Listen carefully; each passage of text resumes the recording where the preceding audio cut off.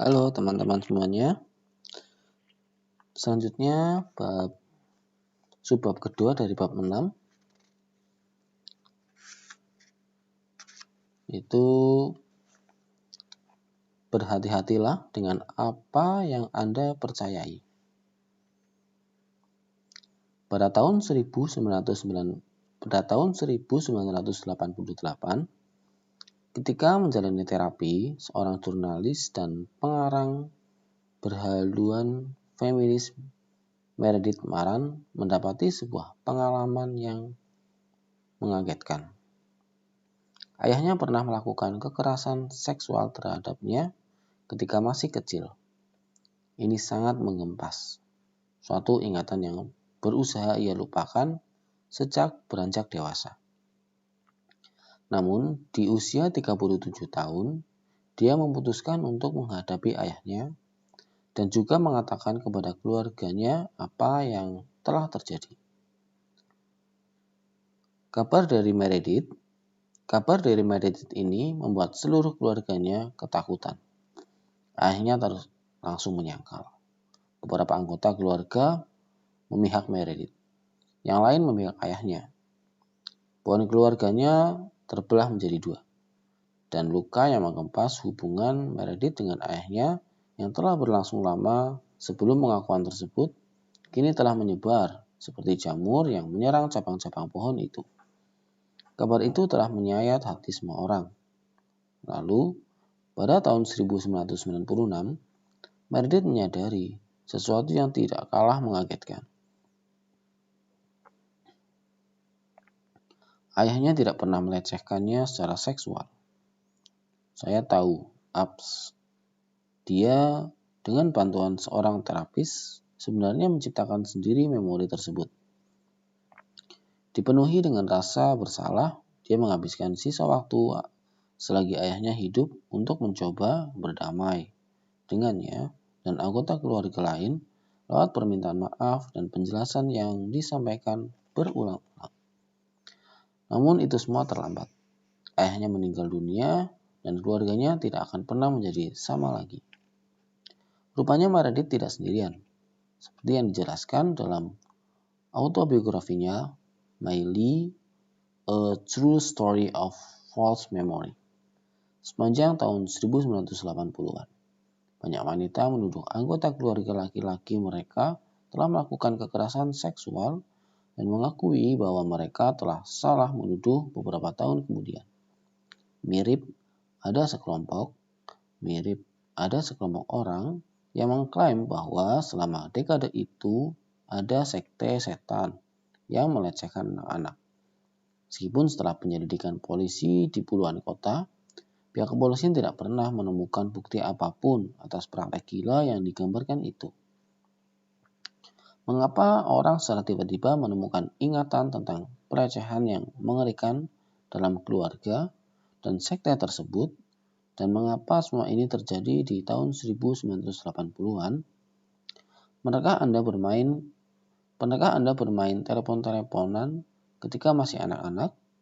Anda pasti ingat, Anda mengatakan sesuatu di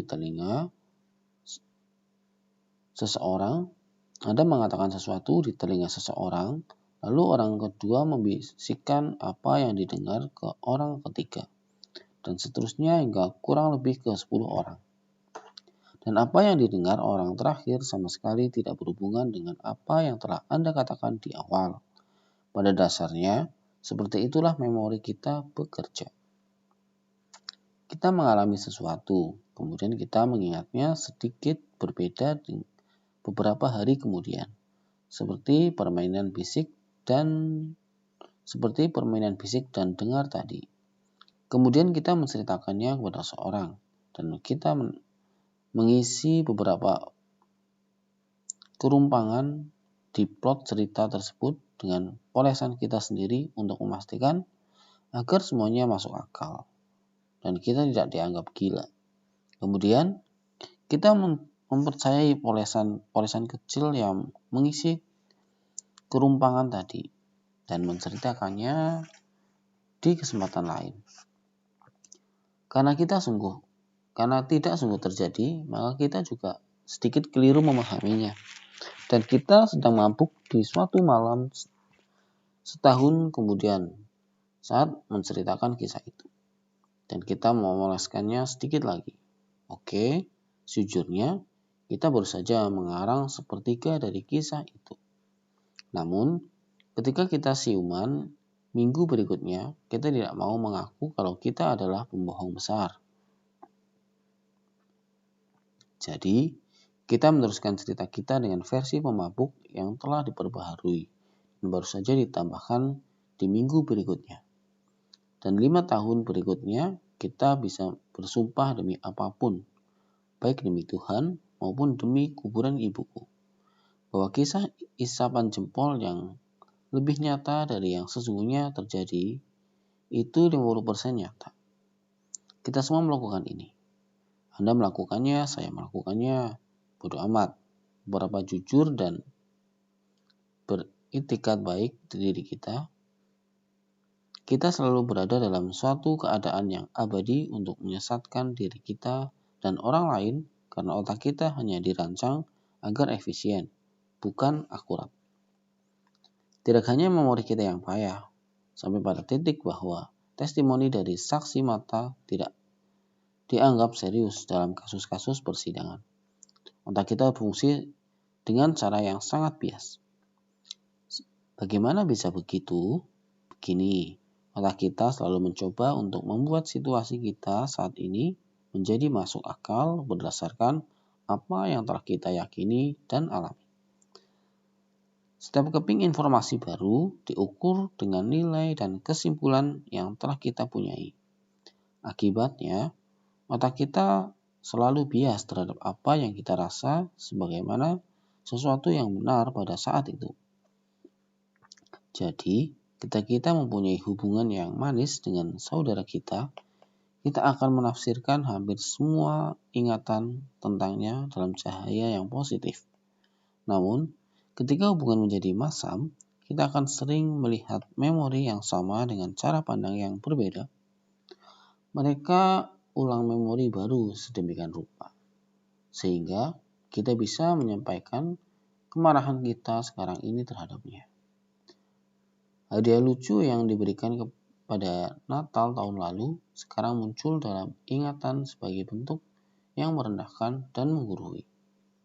Momen ketika dia lupa mengundang kita ke rumah danaunya sekarang tidak terlihat sebagai sebuah kealpaan yang manusiawi, namun sebagai suatu penelantaran yang kejam. Cerita palsu pelecehan Meredith jauh lebih masuk akal setelah kita memahami nilai-nilai yang menumbuhkan keyakinannya. Pertama-tama, Meredith sudah punya hubungan yang tegang dan sulit dengan ayahnya di sepanjang hidupnya. Kedua, Meredith mengalami serangkaian kegagalan ketika menjalani hubungan dengan laki-laki, termasuk pernikahan yang gagal. Jadi, terkait dengan nilai-nilai yang dimilikinya, hubungan yang dekat dengan laki-laki tidak berjalan cukup hangat.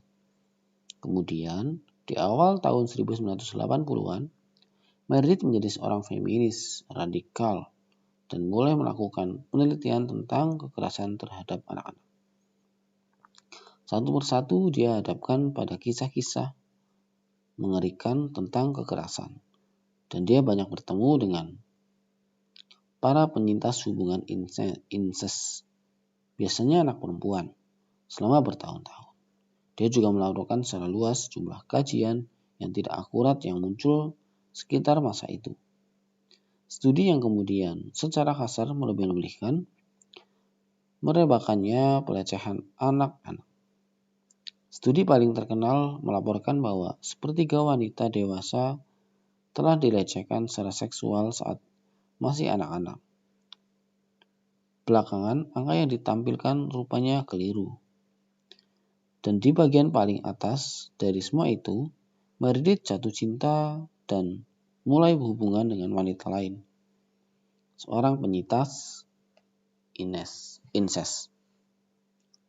Meredith menjalani hubungan yang saling tergantung dan buruk dengan pasangannya itu, yang mana di sela-sela hubungan ini Meredith terus berusaha untuk menyelamatkan wanita lain dari masa lalunya yang traumatik. Pasangannya tersebut juga menggunakan pengalaman traumatiknya sebagai senjata, rasa bersalah, untuk mendapatkan kasih sayang Meredith. Lebih banyak tentang hal ini dan tentang batasan-batasan di bab 8. Sementara itu, hubungan Meredith dengan ayahnya semakin memburuk. Ayahnya tidak terlalu kaget ketika tahu putrinya punya hubungan lesbian. Dan dia pun mengikuti terapi dengan ketat. Para terapisnya, dengan nilai dan keyakinan yang mereka miliki, mulai menerapkan kebiasaan lama mereka. Bersikeras kalau pasti bukan hanya tekanan pekerjaannya sebagai reporter atau tidak harmonisnya hubungannya yang membuat Meredith begitu tidak bahagia. Pasti ada hal lain, sesuatu yang lebih dalam. Di zaman itu, sebuah bentuk penanganan baru yang disebut repressed memory therapy atau terapi memori yang ditekan menjadi luar biasa populer. Dalam terapi ini, seorang terapis membuat kliennya berada dalam keadaan semacam trans, lalu di situ dia didorong untuk meruntut akar masalahnya dan mengalami kembali memori masa kanak-kanak yang terlupakan. Memori tersebut biasanya menyenangkan, namun setidaknya ada bagian kecil yang merupakan pengalaman traumatis. Dan demikianlah Meredith yang malang, dalam keadaan yang menyedihkan dan mencoba menemukan kasus incest dan pelecehan anak setiap hari. Marah kepada ayahnya, bertahan seumur hidup, menanggung kegagalan hubungan dengan laki-laki, dan satu-satunya orang yang tampaknya bisa memahami atau mencintainya adalah wanita lain yang juga penyintas incest. Dan dia berbaring di sofa, menangis setiap hari dengan seorang terapis yang terus memintanya mengingat sesuatu yang tidak ada dalam ingatannya. Dan Villa, Anda memiliki sebuah resep mujarab untuk menciptakan suatu memori kekerasan seksual yang tidak pernah terjadi. Prioritas terbesar pikiran kita ketika sedang mengolah pengalaman adalah menafsirkan pengalaman tersebut dengan cara tertentu agar cocok dengan semua pengalaman, perasaan, dan keyakinan.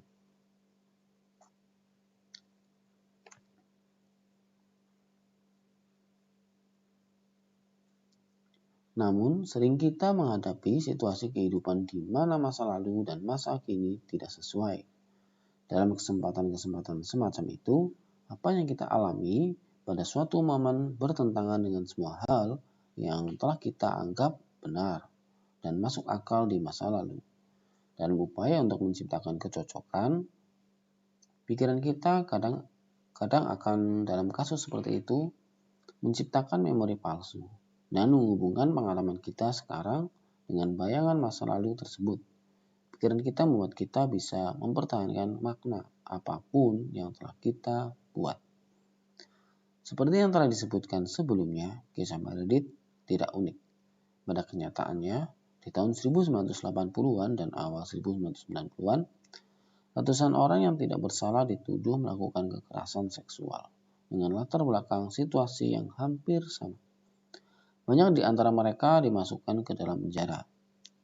Bagi orang-orang yang tidak puas dengan hidup mereka, penjelasan yang disodorkan tersebut dipadukan dengan sensasi yang dibuat pihak media, bahwa benar ada epidemi tentang kekerasan seksual dan aksi pemuja setan yang sedang berlangsung. Dan Anda dapat menjadi korbannya juga, memberikan insentif bagi pikiran bawah sadar Anda bahwa bagian bawah sadar banyak orang untuk memasukkan sedikit ingatan mereka dan untuk memberikan penjelasan atas penderitaan mereka saat ini dengan suatu cara yang menjadikan mereka korban dan menghindari tanggung jawab. Repressed memory therapy ini kemudian difungsikan sebagai suatu alat untuk menarik keluar hasrat-hasrat bawah sadar ini dan memindahkannya ke dalam sebuah bentuk ingatan yang tampak nyata.